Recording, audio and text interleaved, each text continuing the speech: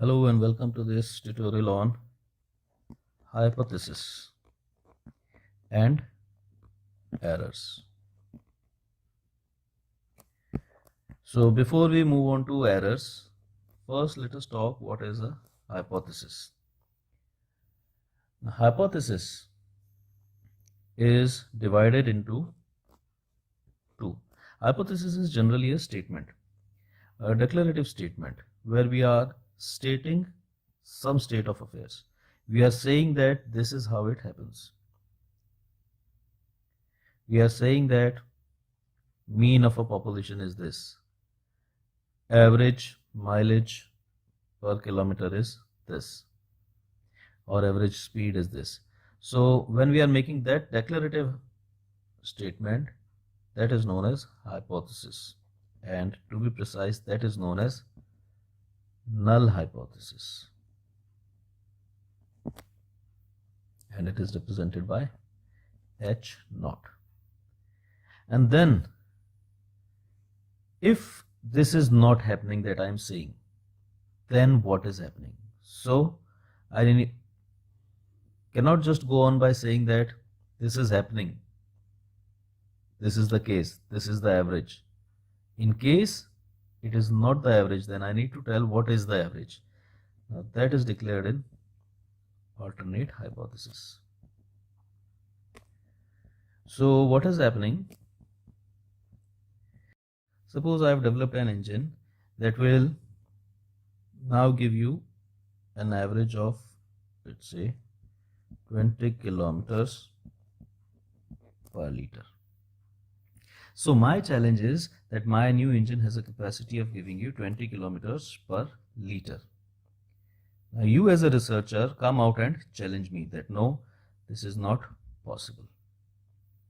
Now your challenge could be in two ways. Either you could say it is not 20 kilometers per liter, or you could have said me it is less than 20 kilometers per liter. Now your challenge could be that it is not 20 kilometers, or your challenge could be that it is less than 20 kilometers. Now look at these two statements. Here what you are saying is it is not 20 kilometers. So if I'm saying 20 kilometers per liter, and with some grace, maybe you give me some grace of, let's say, you are saying okay, 18.5 to 21.5. This is acceptable. If it is anything between these two values, you will accept my statement that my new engine can give an average of 20 kilometers. You set the limits. In first case, you are setting the limits. And if it is less than 18.5, let us say it is 18.4 or 18.1 or it is 17, then you will reject my challenge. My challenge has been rejected. Even if it is 21.6, 21.9 or anything, again my challenge has been rejected. So this is the level, this is the range where my challenge is accepted, and these are the areas where my challenge is being rejected. So first thing that we come across over here is that my challenge is being rejected on two sides. So what is happening? I made a challenge that the average will be 20, but anything below 18.5 is being rejected, anything above 21.5 is being rejected. So if you see carefully, we have two tails. This is one tail and this is another tail. So this is a case of two-tailed challenge. So your challenge is a two-tailed challenge. Fine. So you were saying it is not 20 kilometers per liter. So your challenge is two-tailed challenge. Now what is this two-tailed? We'll discuss this in detail when we come across numericals or some other examples. For now, let us take our second case, In second case, what you are saying is that it is less than 20 kilometers per liter. So my challenge is that it is 20 kilometers per liter. Now you are saying that it is less than 20 kilometers. First, let us understand this. I am saying it is 20. We had some grace period on either side, 21.5. But this time, as you are saying that it is less than 20, so your challenge is that it is less than 20. So this time you will fix a limit, let's say this limit, and if it is anything above this, then my challenge will be accepted. My challenge will stand accepted. And if it falls below that certain level, my challenge will be rejected. Remember, my challenge is being accepted or rejected. I have made a challenge of 20 kilometers per liter. Right? So this is being accepted or rejected. So what happens? You set a limit over here. All this is accepted region and this is your rejection. If my mileage per liter, kilometers per liter average falls below a certain cutoff, which we will again see in numericals, if it falls below a certain level, below a certain acceptance level, my challenge is rejected. And here that I am again and again saying my challenge. This is called null hypothesis. Null hypothesis. My challenge is null hypothesis. And when you are challenging me, in first case you were saying that it is not. So my null hypothesis in either case would be that average is equal to 20 kilometers per liter. And your alternate hypothesis is that average is not equal to 20 kilometers per liter. In first case, what was our first case? It is not 20 kilometers, not 20 kilometers. And if we take the second case, what was our second case? Our second case was that it is less than 20 kilometers per liter. So my null hypothesis still is same, that average is equal to 20 kilometers per liter, because this is my challenge.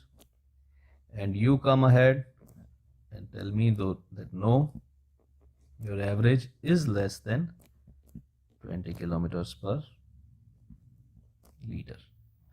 So you get some idea about null hypothesis and alternate hypothesis. Null hypothesis is the challenge that is thrown to a researcher, and alternate hypothesis is what happens if this challenge gets rejected. One way could be we are just rejecting it. Another way could be we are giving it some kind of direction. Now, because in this case I was not giving any kind of direction, I was not concerned what was the direction of this challenge. So I simply call it non-directional hypothesis or a two-tailed hypothesis. Similarly, in second case, because I was particularly talking about a direction, this is known as directional hypothesis or a one-tailed hypothesis. Right? So this was something about what is a hypothesis. Hypothesis is a statement, a challenge that I make based on some parameter. I had some parameter in my mind. The parameter was my test suggests 20 kilometers per liter. And then you challenge it against parameter against some statistic or average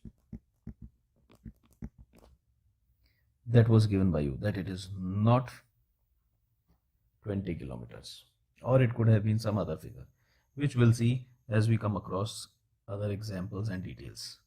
For now, a hypothesis is a statement that we make, and it consists of mainly two hypotheses, null hypothesis and an alternate hypothesis. Null hypothesis is the one that we are challenging. Alternate is what happens if that challenge does not stand. Okay. Now, there is a thumb rule while declaring null hypothesis, and the thumb rule is that there is no difference.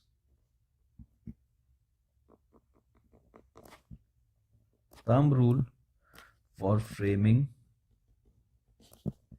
of null hypothesis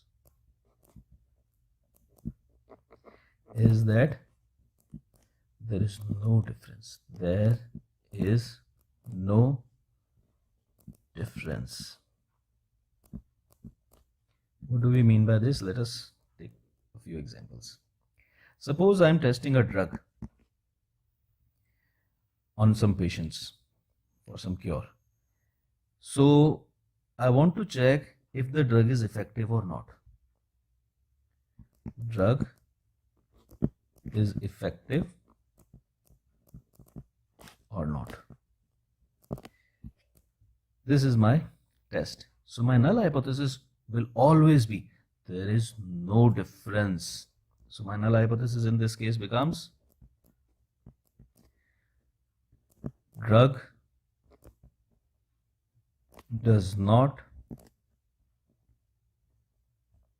change health. So what happens? Drug does not change health. In a sense, I am saying that there is no difference before and after drug.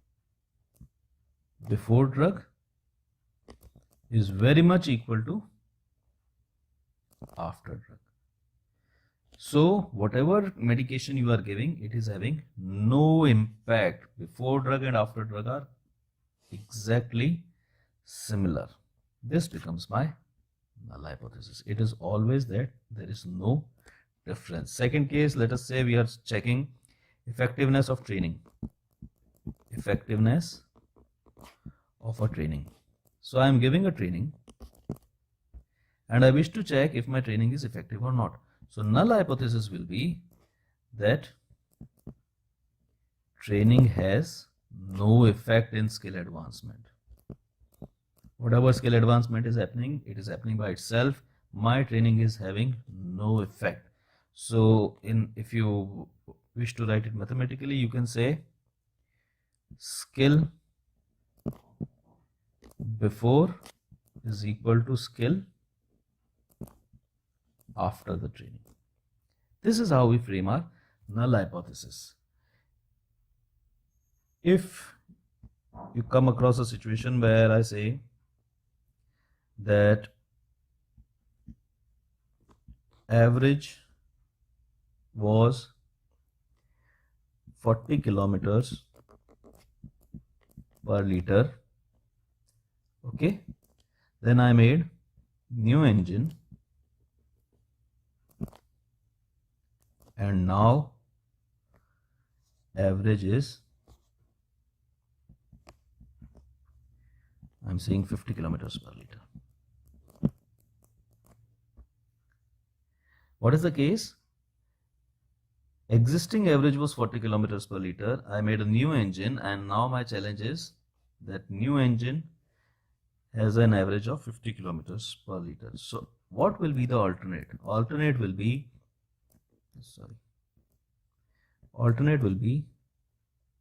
that average is equal to 40. Simple. The alternate will be that there is no change. It was 40 and then and it is 40 now. Now alternate here could be that average is more than 40. Or maybe you could give an alternate of, not giving this, you could have given an alternate of average is equal to 50.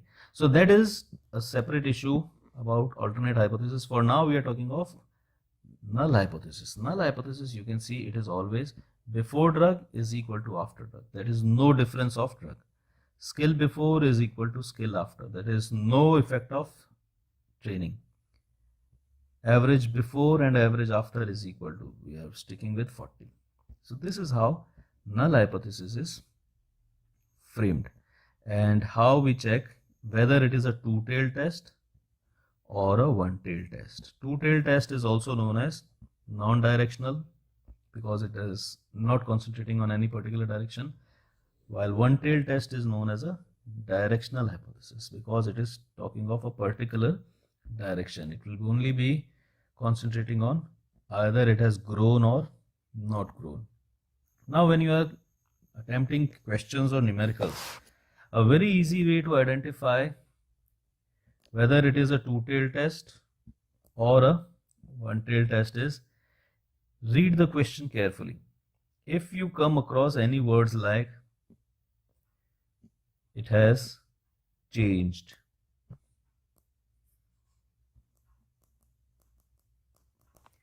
or is same, no effect,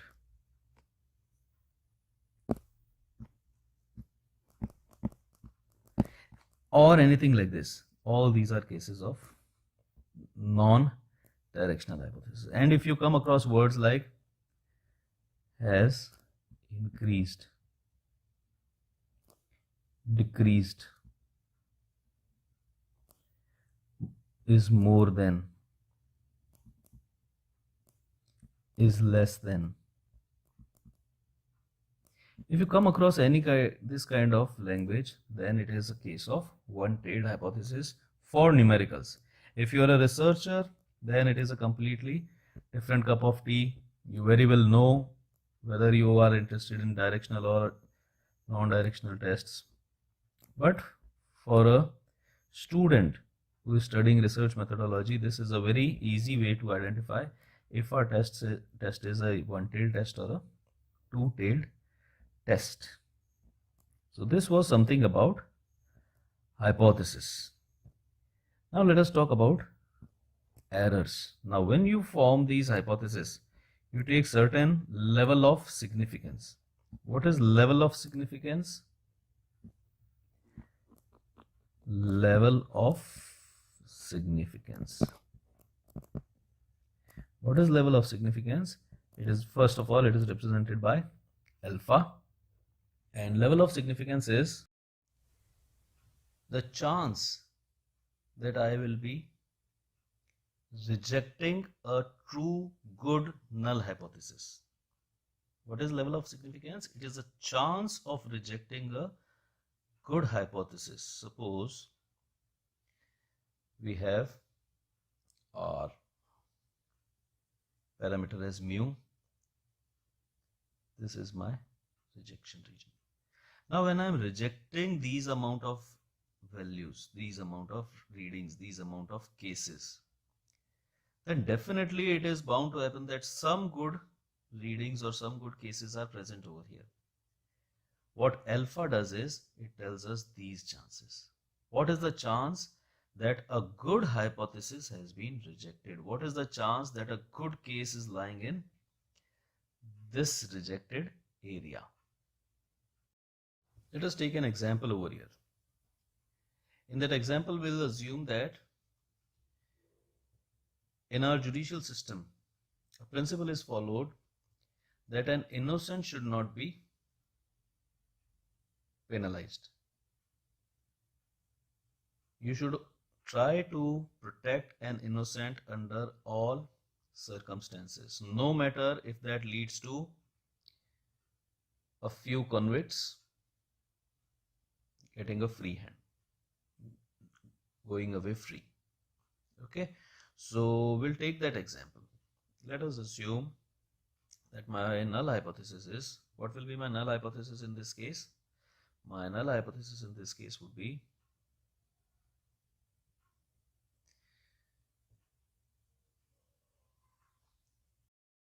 indicted person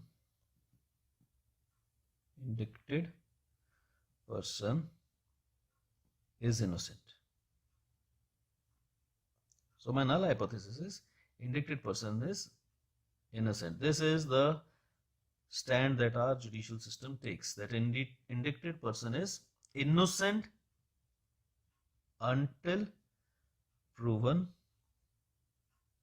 guilty by substantial evidence.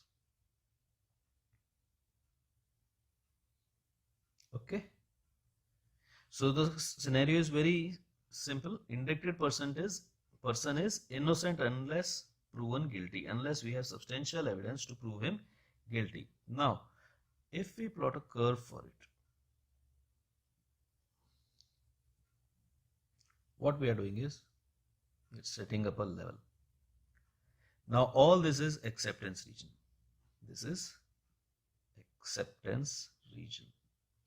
Now whenever I say this is acceptance region or this is a rejection region, what do I mean by acceptance region or rejection region? It is always for acceptance of null hypothesis. Acceptance region of null hypothesis. Rejection region of null hypothesis. So whenever I say acceptance region or rejection region, it is always definitely for null hypothesis. Fine. So now let us go ahead and see what happens in different scenarios. My acceptance region is this. Now this acceptance region means that an indicted person is innocent. Suppose I come across an innocent person. What are the chances that he'll be accepted? Very high chances that he'll be accepted, because a lot of area under this normal curve is here. So all these innocent persons are coming to my court, and my null hypothesis is accepting that the indicted person is innocent and he is going ultimately free. What happens when I come across an innocent person in this region? What happens with these innocent people? These people are falling into the rejection region. Therefore, they were innocent people, but the null hypothesis got rejected. Again, all these innocent people are being accepted because they fall in acceptance region. There will be certain innocent people who might fall in rejection region, and by falling in rejection region means that null hypothesis in their case will be rejected. Suppose a person A comes to me and he falls in rejection region, so null hypothesis for A is rejected. Null hypothesis is that indicted person is innocent. Now if this is rejected, this means that indicted person is not innocent. Now what has happened? Though he was innocent, but because he fell in the rejection region, he has been proven not innocent, and now will be convicted. Now this is the problem. When you are drawing up a line, when we are drawing up a limit, certain people are bound to fall on the other side of limit, and they will be falling in rejection region. Now how could I save these people? I could have saved these people by setting the limit here. I could have set the limit over here. This would have become my rejection region. This would have gone into the acceptance region if my limit were set here. If I set my limit over here, these two persons would have been saved while this person would still have been convicted. What I have done is I have lowered the rejection region. I have lowered the rejection region. By lowering the rejection region, I have saved two more innocent people. But as you can see, a few more criminals have been saved. This is a very serious problem. First of all, what is this rejection region? This is represented by alpha. This is known as level of significance. Now, as I'm lowering this level of significance, yes, certain innocent people are being saved, but certain convicts are being saved. Now, this should not have happened, but this has happened. So here comes our first concept of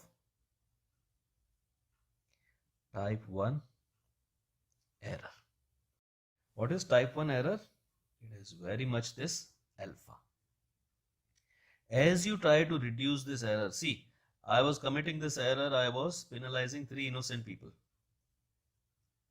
Fine. Now, as I tried to reduce this error, I shifted my acceptance and rejection region limit. As I shifted this, I have reduced my type 1 error.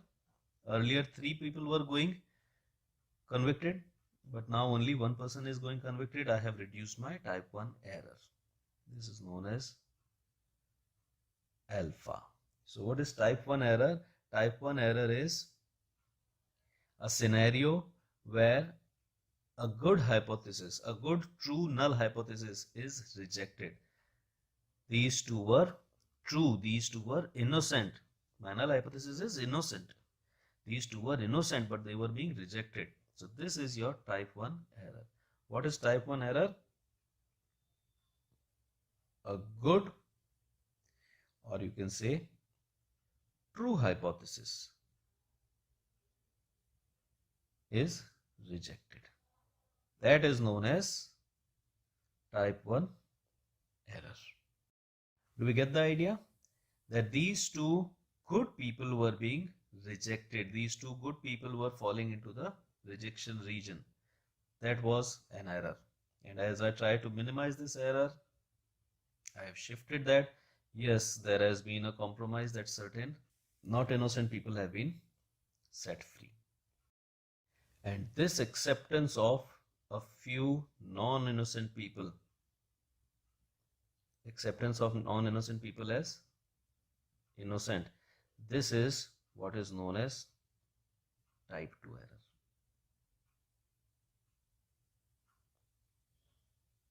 And it is represented by beta. What is this type 2 error? In an effort to minimize type 1 error, you shifted the limits so that certain innocent people are spared. They do not fall prey to injustice. Now, as you shifted the limits, you accepted certain wrong people also. This is known as type 2 error. So what is a type 2 error? It is a situation where one fails to reject